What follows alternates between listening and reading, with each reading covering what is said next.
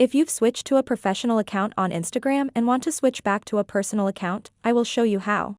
It's easy to do and only takes a few seconds.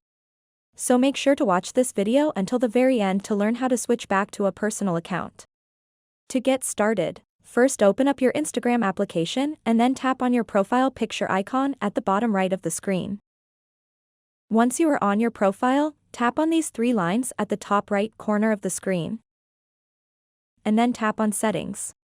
So, when you are on the settings screen, you will see a lot of options. From these options, tap on the account option over here. And then what you want to do next is scroll all the way down to the bottom and tap on Switch Account Type. And then simply tap on Switch to Personal Account. And tap on it again. And just like that, you have now switched back to a normal personal account. So that's it for this video. If you have any questions about this whole process, please let me know in the comments section below. And if this video helped you out, please give it a big thumbs up and subscribe to this channel for more tutorial videos like this one.